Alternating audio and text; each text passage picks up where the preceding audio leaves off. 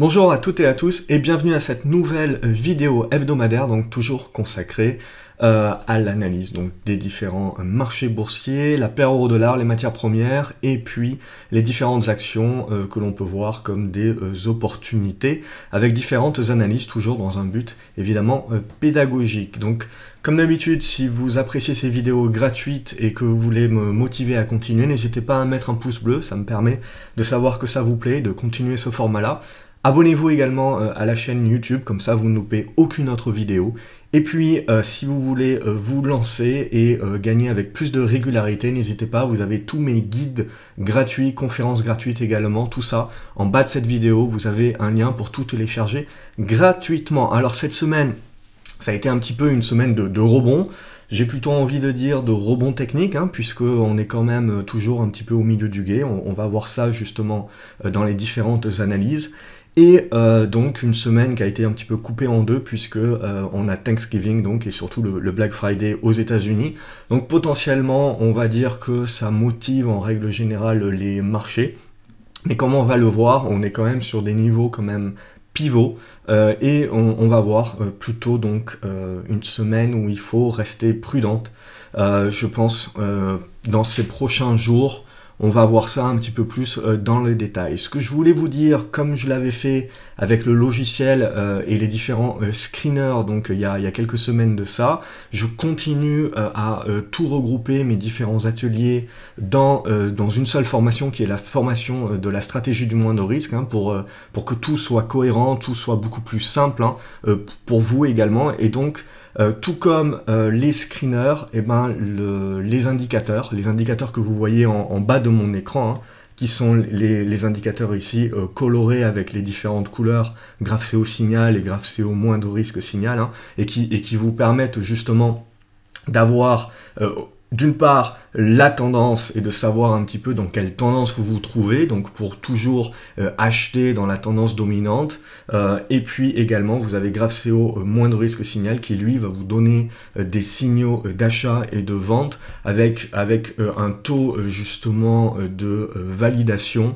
un petit peu comme à la météo, justement en fonction de la taille de la barre. Et donc ça, ce sont des signaux qui sont une aide à la décision également et que vous pouvez rajouter donc comme moi à vos graphiques, et donc toujours qui peuvent vous apporter cette aide visuelle supplémentaire. Donc ça fait partie d'un atelier, ces deux indicateurs là font partie d'un atelier qui dure également 4 heures, où vous avez toute une formation sur la stratégie du moindre risque, et ça appartenait donc à une formation qui s'appelait et qui s'appelle toujours graphe CO signal. Graphe CO signal va être complètement intégré et ingéré par la stratégie du moindre risque, et donc la semaine prochaine, à partir de la semaine prochaine, il vous sera plus possible d'obtenir graphe CO signal et les deux indicateurs donc tout seul, ce qui vous permet forcément de faire une économie et de ne pas avoir à les acheter au travers de la formation complète. Donc ça sera donc mardi. Ça sera la dernière journée pour obtenir justement ces indicateurs-là au travers de l'atelier graphe CO signal de manière indépendante, d'une manière seule. Après quoi, mardi soir, donc, tout comme le logiciel d'aide à la décision, il ne sera plus possible d'obtenir ces indicateurs-là et cet atelier-là qu'au travers de l'achat de la formation complète de la stratégie du moindre risque. Donc en gros, si vous voulez faire des économies, si vous voulez uniquement avoir les indicateurs, c'est le moment. Mardi, j'enverrai un email, je publierai un article sur le site également. Ça sera pour 24 heures uniquement, le dernier moment, donc pour obtenir ces indicateurs-là d'aide à la décision, donc d'aide visuelle à la décision, et vous allez pouvoir le voir, donc vous pouvez le voir, ça fait plusieurs mois maintenant, voire même une année que je les utilise et que je vous les montre dans les différentes vidéos, et que vous pouvez donc, avec les différents utilisateurs également, dans les différents commentaires qui ne cessent de rappeler qu'ils sont quand même d'une bonne utilité, et c'est ce qui me ravit. Donc comme toujours, les mises à jour sont gratuites là-dessus, c'est pas parce que vous allez acheter les indicateurs à part de la stratégie du moindre risque, vous n'aurez plus droit aux mises à jour, vous aurez droit au même titre que les personnes qui achètent la stratégie du moindre risque et qui ont les indicateurs intégrés, aux mises à jour qui sont gratuites à vie, c'est-à-dire que dès que vous avez une nouvelle mise à jour qui est mise en ligne, vous recevez tout simplement un email. Allez, je referme la parenthèse et on attaque tout de suite, donc, comme d'habitude, avec le CAC 40. Donc le CAC 40, comme vous le voyez, on avait fait une grosse correction hein, sur la base des 5260 points. Là, on a mis en place un bon rebond. J'ai plutôt tendance à dire qu'on est toujours dans un rebond technique, hein, puisqu'on voit bien qu'on fait une belle mèche haute, hein, même si évidemment on n'a pas énormément de volume, parce que les Américains étaient sur une demi-journée, etc. Il n'empêche que techniquement, on est revenu sur ces niveaux des 5400, je vais arriver dans l'ordre, 5415 points, 5420 points, qui est une zone de résistance. Hein. Et donc, forcément, là, on se retrouve un petit peu au milieu du gué, c'est-à-dire que on a eu une grosse correction, on a un bon rebond qui est un rebond technique tant qu'on n'arrive pas à se réaffranchir de cette zone des 5420 points. Donc ça, c'est ce qu'on va regarder la semaine prochaine et c'est ce qui me fait dire attention quand même à aborder la semaine prochaine avec une certaine prudence. On est toujours haussier, c'est d'un point de vue moyen à long terme, c'est clair et net. À plus court terme, quand même, on est un peu plus réservé, avec une possibilité, maintenant qu'on a fait cette mèche haute ici, et cette incapacité pour le moment à dépasser les 5420 points, à ce que l'on relance un petit peu le mode correctif. Alors, le mode correctif ne se relancera que si on revient sous les 5370 points, 5350 points, et a fortiori sous 5330 points. Là, on relancera la correction qui devrait donc revenir tester les niveaux des 5250, 5260 points. On rappelle qu'on a quand même une série de gaps, hein. Alors, sans pour autant voir non plus un cataclysme baissier, hein, on a quand même une série de gaps qui, à partir du moment où la peur ou la correction va revenir sur les marchés, vont devenir des cibles. En l'occurrence, la première cible sera celle des 5240 points. Pour le moment, c'est encore un petit peu prématuré, mais je pense quand même qu'il faut rester assez prudent. Donc, soit on essaye de réduire la voilure, on essaye d'avoir un peu plus de liquidité, soit on devient beaucoup plus réactif sur ses positions avec la capacité de faire des allers-retours assez rapidement et donc d'être plus devant les écrans. N'oubliez pas vos stops, potentiellement remontez-les sur les dossiers les plus à risque. Donc maintenez vos stratégies en termes de gestion du risque, hein, je le rappelle assez souvent, c'est sur ces périodes-là sans tendance ou dans des tendances plutôt correctives avec surtout des rebonds techniques, etc. et des périodes de zigzag, hein, que l'on va reconnaître la réelle compétence d'un investisseur et d'un trader dans sa capacité du coup à perdre peu d'argent ou à ne pas perdre d'argent. Et c'est ça qui va faire toute la différence sur votre performance à la fin d'une année. Parce que quand les marchés montent, hein, tout le monde est capable de gagner. La véritable compétence d'un investisseur, hein, on la reconnaît quand les marchés justement ne font rien ou baissent. C'est là justement qu'on a toute la différence qui est faite entre un investisseur amateur et un investisseur professionnel, ou en tout cas un semi-professionnel qui est averti. Donc au niveau du CAC 40, c'est ça que l'on va observer, donc je serai plutôt avec un léger bémol, même si on termine la semaine plutôt bien, hein.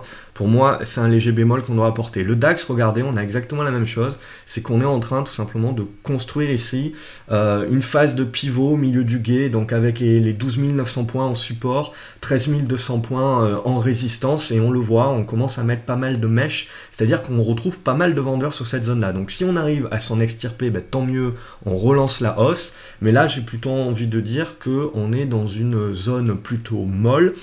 Et là aussi, j'ai envie de mettre un petit bémol, surtout si on repasse sous les 12 980 points et a fortiori sous les 12 900 points. On pourrait repartir en mode correctif. Et là aussi, on voit au niveau du DAX hein, qu'on a quand même des gaps. Donc au niveau du DAX, la grosse zone de support sera sur la zone des 12 650 points. Au niveau du Dow Jones, ben là on est dans une tendance haussière indéniable, mais on voit au niveau des indicateurs quand même qu'on commence à avoir des divergences, donc on n'est toujours pas en panne. Hein. Pour moi, la consolidation et le petit bémol viendra du fait que l'on refermera ce gap-là. Tant qu'on ne referme pas ce gap-là, il n'y a pas non plus péril en la matière. Au niveau du Nasdaq, on a exactement la même chose. Hein. Je pense qu'on commence quand même à arriver un petit peu au bout. Ce qui va nous intéresser, voilà, c'est ce niveau, vous le voyez, des 6350 points. Tant qu'on est au-dessus, on est haussier, il n'y a pas de péril.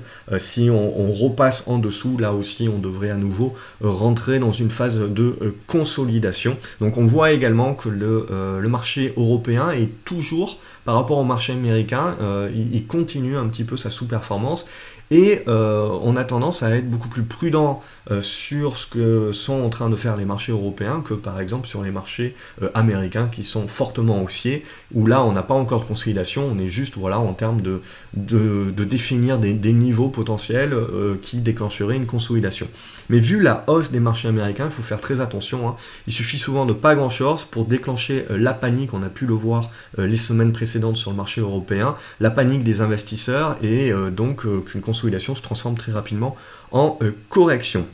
Surtout que, regardons un petit peu, je vous montre pas souvent le BX4, hein, puisque évidemment donc le BX4 c'est un tracker qui va répliquer 2 fois la baisse du CAC 40, c'est-à-dire le CAC 40 va monter de 1%, le BX4 va baisser de 2%, le CAC 40 va baisser de 1%, le BX4 va monter de 2%. Donc c'est un produit éligible au PEA qui peut vous permettre soit de jouer la baisse sur des petites et des courtes périodes de temps, soit également vous pouvez en prendre pour protéger votre portefeuille contre la baisse. Donc là, ce qui est très intéressant, surtout, c'est pas, donc forcément, c'est un petit peu l'inverse graphiquement parlant du CAC 40.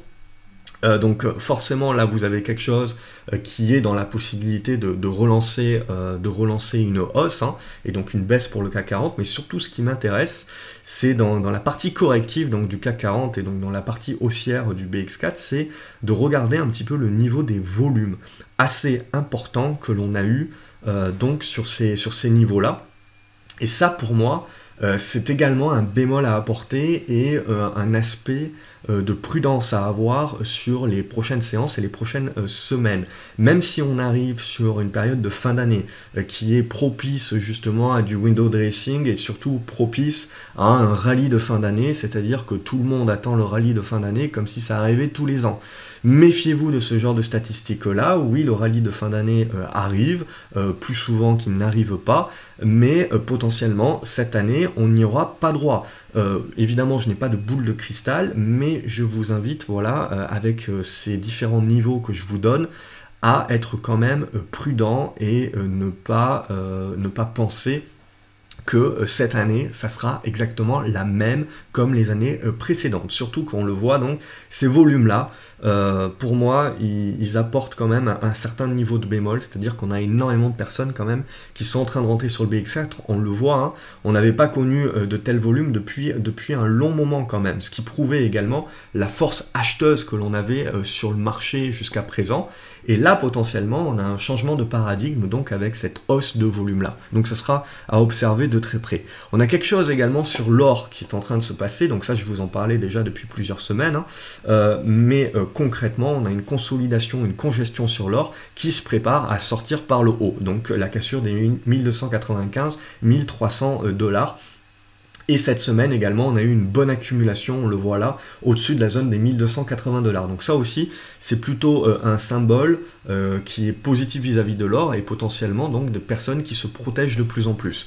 On a exactement la même chose qui est en train de se passer, un petit peu moins net, mais toujours la même configuration sur l'argent. Hein. Donc là aussi, au-dessus des 16,80 $, hein, et c'est la cassure des 17,40 $ qui va nous intéresser. Et puis regardez également sur l'euro-dollar, hein, je vous disais que pour moi, l'euro-dollar allait relancer sa hausse et ne connaissait qu'une phase de consolidation dans un biseau descendant qui plus est. Donc ce biseau descendant là, il a été rompu à la hausse, on s'est mis de nouveau le support des 1,1720 dans la poche et dorénavant le niveau des 1,1840 dans la poche également. Donc là, on est tout simplement dans une relance également haussière de la paire euro-dollar tant qu'on reste au-dessus de cette zone des 1,18.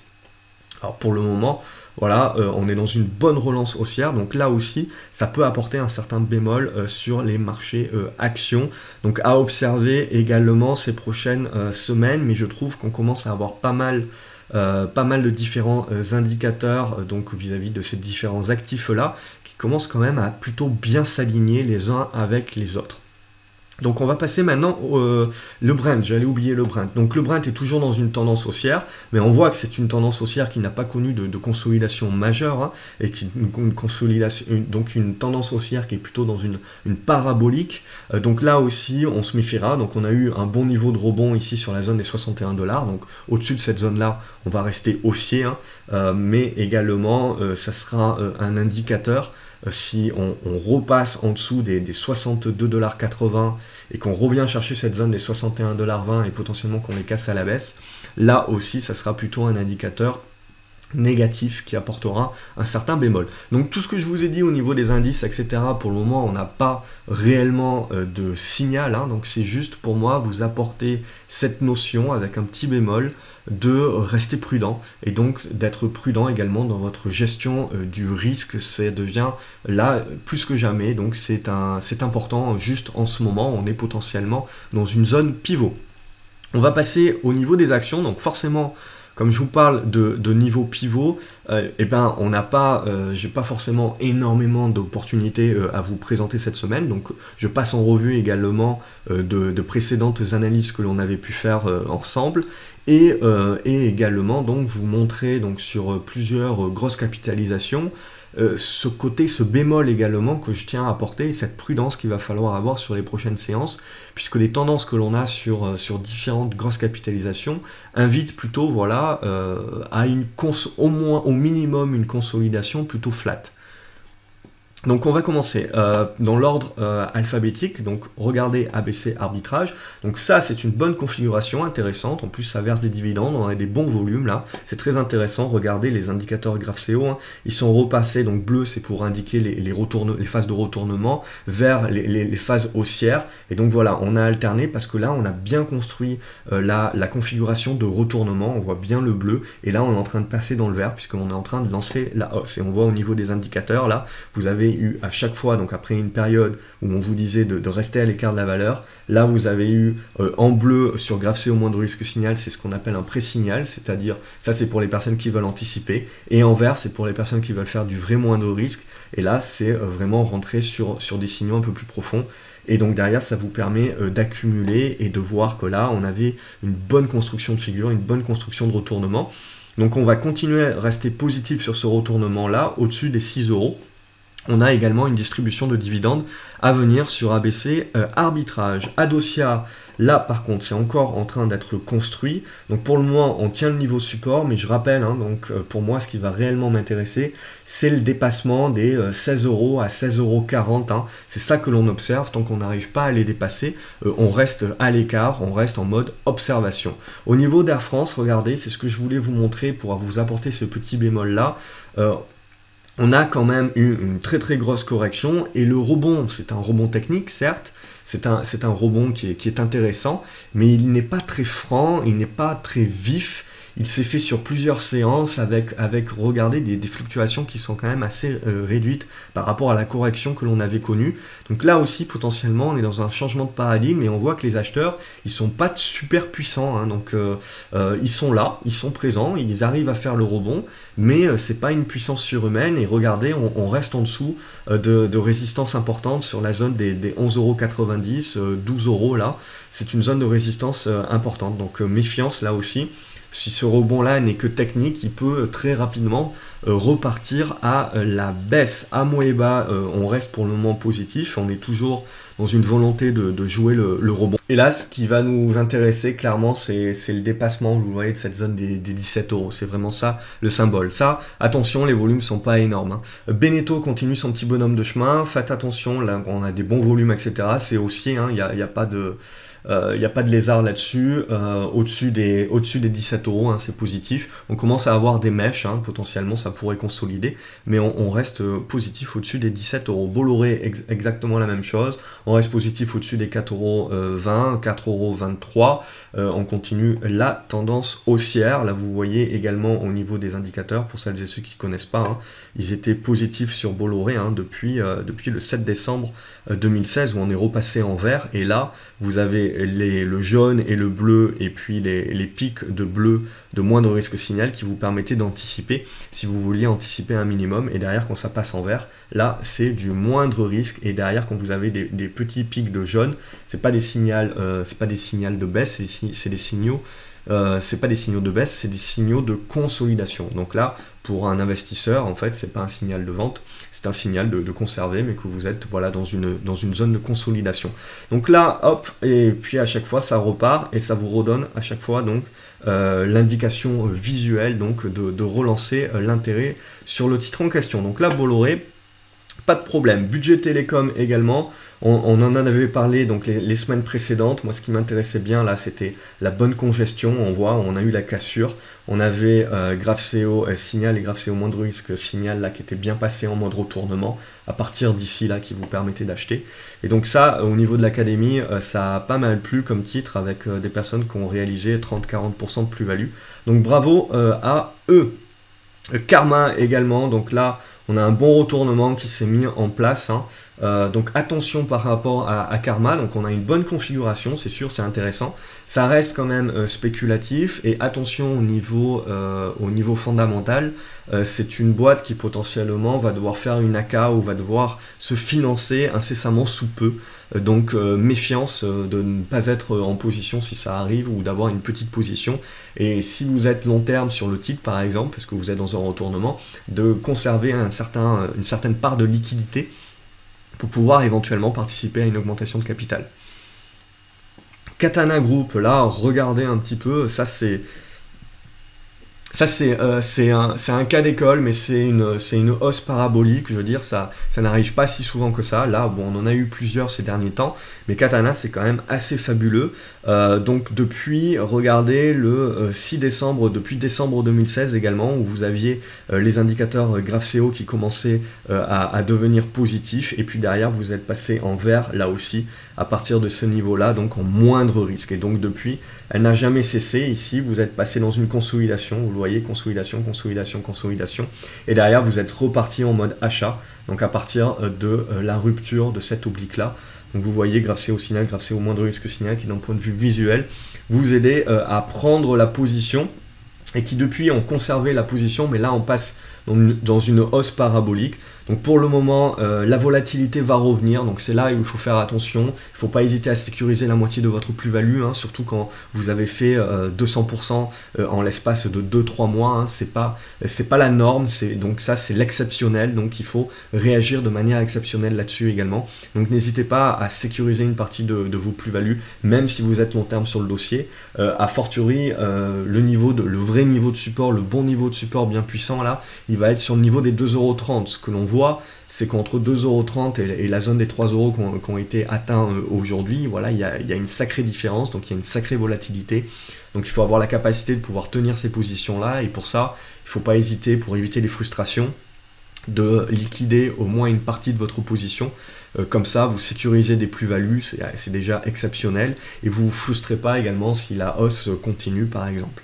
Claranova, là aussi, ça patine un petit peu, hein. Donc on a eu une bonne correction, on a un rebond qui se met en place, mais on le voit, ce rebond, il a un petit peu du mal sur la zone des 47-48 centimes d'euros. Donc là aussi, méfiance un petit peu pour le moment. Donc il faudrait repasser cette zone des 47-48 centimes d'euros pour pouvoir relancer la hausse. Sinon, petite méfiance là-dessus. Crédit Agricole également, on a eu une bonne correction, je vous l'avais dit, hein.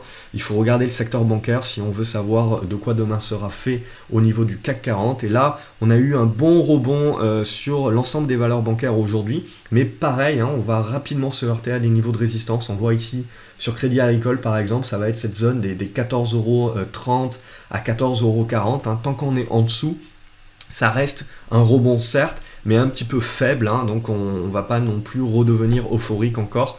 Il faut laisser le temps que ça se construise là, mais c'est plutôt ce qui me pousse également à être prudent au niveau de la configuration des valeurs bancaires. Danone, ça reste positif au-dessus des 69,70 €, hein. Là il n'y a pas de problématique. DBT également, c'était une autre valeur spéculative sur laquelle on avait pu présenter donc les semaines précédentes.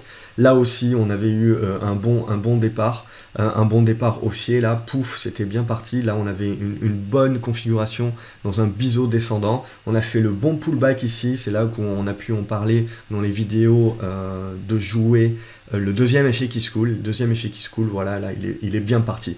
Donc, ça reste une bonne valeur spéculative là aussi. Donc, il ne faut jamais hésiter, voilà, par petits bouts, à commencer par petites tranches. Surtout toujours en regardant les frais, la part de frais également, hein, bien évidemment, de prendre ses plus-values, puisque voilà, on ne sait jamais trop jusqu'où ça peut monter, ça peut être très volatile en cours de journée, donc voilà, ne pas hésiter à remonter son stop au fur et à mesure et à sécuriser une partie des plus-values. EDF, On a eu des rumeurs quant à une restructuration potentielle, ce qui nous a permis de bien rebondir et de revenir où ça? Eh ben, au niveau de notre gap baissier. Tant qu'on ne referme pas le gap baissier, je considère que aussi forte soit la hausse, ça reste qu'un rebond technique. Donc là, ce qui va être le plus important maintenant, c'est les prochaines séances et qui vont nous confirmer si c'est un simple rebond technique ou si c'est une vraie relance. Bon, il n'empêche que d'un point de vue, en termes de portefeuille de long terme, hein, je reste en position sur EDF pour le moment. J'avais déjà sécurisé sur les plus hauts la moitié de ma position, donc sécuriser la moitié de mes gains sur quasiment les plus hauts. Donc là, je conserve le reste en attendant d'en savoir un petit peu plus. Euronav également, c'est un bon dossier pour moi,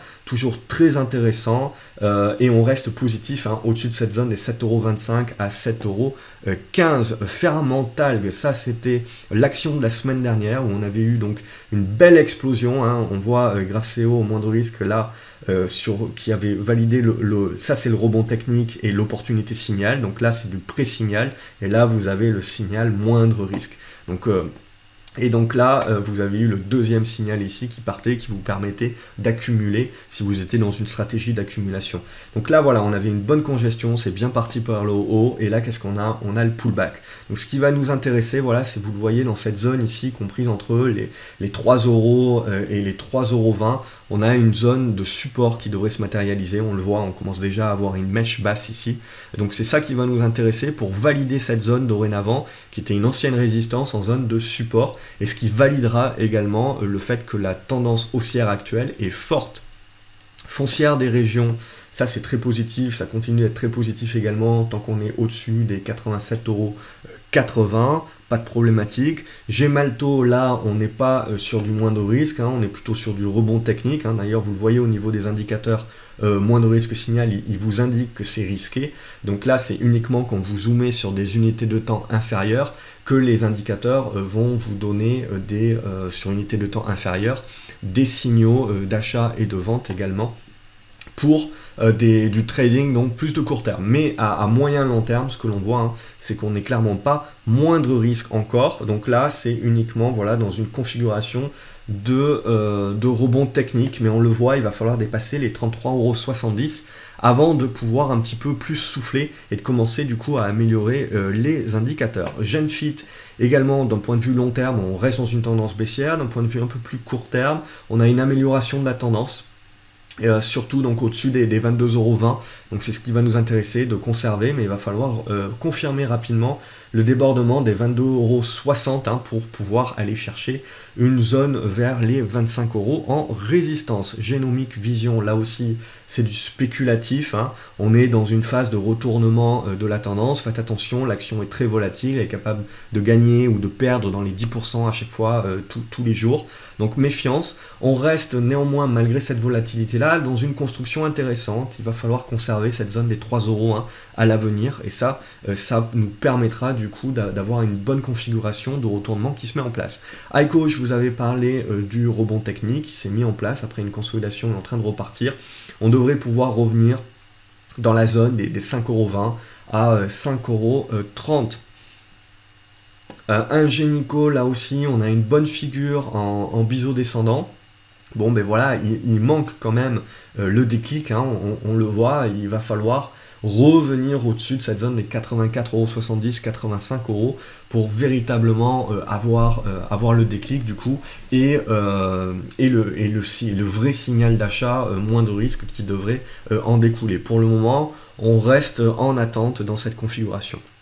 D'un point de vue spéculatif, vous avez Cadiz, donc sur débordement des 8,30 € qui devrait relancer sa hausse, sous les 7,70 €. Il faudra remettre à plus tard ce type de scénario là. MBWS, donc d'un point de vue long terme, c'est clair et net, c'est niet. D'un point de vue plus court terme, il y a eu un bon rebond cette semaine, du coup sur consolidation, ça peut être intéressant de mettre la valeur dans sa watchlist et de voir un petit peu comment elle va continuer à construire. On va commencer à nouveau à suivre la valeur, ça peut être intéressant. Mercialis, ça continue à être plutôt costaud, plutôt bien défensif dans cette période prudente. Donc au-dessus des 7 €, hein, on restera positif sur la valeur. Nicox, vous avez un petit peu plus de volatilité sur fond de news. Pour moi, ça reste positif, hein, au-dessus des 9,30 €, 9,40 €. Donc ça reste positif. Ce qui va être intéressant maintenant, c'est de confirmer hein, et de relancer petit à petit, de relancer la tendance et du coup de la revalider en tendance haussière. Nokia, à long terme, là aussi, ça sera pas intéressant. Ce qui nous intéresse plus, c'est à court terme de continuer à voir la valeur construire hein, et donc toujours nourrir une zone de support dans la zone des 14,10 €, 14,15 €. Ça serait très intéressant pour continuer à construire la suite. D'un point de vue court terme, hein, pour le moment à un moyen long terme évidemment, c'est trop tôt pour pouvoir être sur du moindre risque.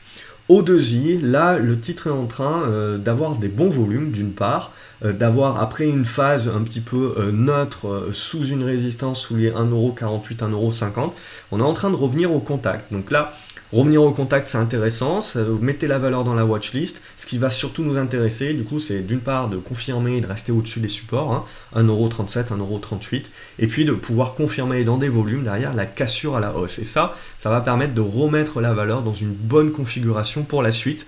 Donc à observer, c'est pas encore fait, mais ça commence à devenir intéressant. En co-design, là il y a une configuration qui est plutôt intéressante, mais le gros point noir de cette valeur-là, c'est son illiquidité, c'est-à-dire il n'y a pas beaucoup de transactions, le carnet d'ordre est vide, regardez, 400 titres échangés, entre 400 et 1000 titres échangés par jour, voilà, et le carnet d'ordre est assez vide, donc si on décide d'aller sur ce genre de valeur-là, il faut y aller avec une petite taille de position, ou alors si on est trop gros et que c'est pas intéressant d'y aller avec une petite taille de position, il faut tout simplement rester à l'écart de ce genre de valeur. Là, d'un point de vue graphique, ce qui va nous intéresser, c'est le débordement des 12 €, 12,10 € hein, pour lancer un quelconque signal. Orange également a fait son petit rebond comme la plupart des valeurs. Ça reste un bon rebond et on voit donc au-dessus de la zone des 13,95 €, on va rester positif sur Orange, mais là aussi il va falloir confirmer rapidement, déborder les 14,40 €. Paro également nous a fait un rebond technique, le rebond technique tourne court, hein, là aussi hein, sous les 9,95 €, 10 € à moyen long terme, pour moi c'est niet. On le voit, hein, les indicateurs ont cruellement changé de couleur maintenant, ils sont devenus rouges. Hein. Donc là, on restera à l'écart pour le moment. Potentiellement une figure à l'étude ici, avec cette pointe ici, notre pointe ici, donc on a une oblique. Et donc si on revient vers cette zone ici des 9,25 €, 9,30 € et que ça tient en support à nouveau, et ça confirmera potentiellement cette oblique baissière et donc la figure en biseau descendant. Ce qui veut dire qu'à court terme, pour le moment, la valeur n'est pas intéressante, outre que pour jouer un rebond, une relance et un rebond technique. D'un point de vue moyen, investisseur, moyen terme, long terme, on a une figure qui va remettre le titre sur le devant de la scène, mais pas encore. Donc il va falloir suivre ça de près. Peugeot également, elle accuse un petit peu le coup, on est en train de revenir sur un support oblique. Donc là, en gros, si on rebondit pas, on voit les rebonds techniques ont été à chaque fois avec des mèches basses, hein, dans l'incapacité de au moins revenir dans cette zone des 18,80 €, etc. Donc ça, c'est plutôt moyen, c'est plutôt un accès de faiblesse hein, sur la valeur. Donc méfiance, encore une fois, vous voyez, on est en train d'arriver sur ce support-là. Il y a des acheteurs puisqu'on lance des rebonds, mais on fait des mèches hautes. Donc ça veut dire qu'il y a extrêmement de vendeurs également. Donc méfiance, si on perce ce niveau-là, potentiellement on peut revenir jusqu'au 17,70 € hein, à 17,90 €. 17,70 €, 17,80 € pardon, dans cette zone-là de support. Donc à observer de près, mais c'est pas la fête non plus. Poxel également. Nous a fait un petit rebond technique, là c'est pas terrible non plus. Bon, l'essentiel sur Poxel, c'est de réussir à tenir les 6,20 € et continuer du coup de digérer ce gros gap haussier là et potentiellement des bonnes news à venir qui permettront de dynamiser un petit peu et de bien continuer à construire la figure actuelle. Donc ça, plutôt valeur patiente on va dire. Rallye, donc là aussi d'un point de vue long terme, hein, on restera à l'écart. D'un point de vue court terme, plus trading, on a un bon biseau descendant là, intéressant, mais on voit que le signal d'achat il va réellement uniquement arriver au-dessus des 14,70 €. Hein. Ça permettra de déclencher quelque chose. Sur consolidation, on arrive sur la fin de figure, donc ça c'est à observer, à voir un petit peu comment ça se goupille. Évidemment, si ça casse par le bas, hein, ça sera caduque et ça sera abandonné, mais il peut y avoir quelque chose d'intéressant pour les plus court termes d'entre vous. ou même ceux qui veulent tenter un rebond un petit peu plus fort, mais on voit quand même que sous les 15,30 €, hein, qui est un niveau de résistance assez important, 15,50 €, 15,30 €, ça va être compliqué, ce qui fait que le potentiel aussi n'est quand même pas énorme, donc ça reste quand même un long shot, un petit peu comme disent les Américains. Renault également, on le voit, donc l'action est haussière hein, au niveau de sa tendance, c'est sûr, mais on a eu une bonne correction, on a eu un bon rebond, une bonne mèche haute aussi, là également. Et à nouveau, là on revient, on tente le rebond et on a nouveau une mèche. C'est faible, on a des acheteurs, mais ils sont pas en puissance, ils sont pas en force, on le voit. Donc ça me pousse à être quand même neutre et à rester prudent, surtout si on revient à casser les 84,50 €. Hein, ça doit vous inviter à nouveau à de la prudence. Sanofi, on a exactement la même chose, on a eu une grosse correction sur Sanofi. On a un rebond technique qui est intéressant, hein, mais regardez, on est en train d'arriver sur la moyenne mobile à 20 jours là, et on est en train de faire des mèches. Donc ça, c'est à observer ces prochains jours, la capacité de casser par le haut cette moyenne mobile à 20 jours qui sera très intéressante, et très positif, ou d'être en échec, et là, il faudra à nouveau être plutôt prudent sur la suite. Solocal, c'est la bonne note de la semaine, hein. Donc on reste dans un biseau descendant hein, de moyen long terme. Donc là on a eu une bonne hausse avec des volumes, donc ça recommence à devenir intéressant. Évidemment c'est encore prématuré d'un point de vue investisseur, d'un point de vue trader court terme. C'est en train de redevenir intéressant maintenant, tant qu'on va tenir les 84 centimes d'euros, on va peut-être commencer à construire une figure de retournement. Donc ça c'est à observer, mais le titre mérite à nouveau sa place dans la watchlist. ST Dupont, donc ça c'est une penny, hein, donc à manier avec précaution, mais d'un point de vue configuration, on a quelque chose d'intéressant, au-dessus des 17-18 centimes d'euros, on a une bonne configuration, un bon retournement.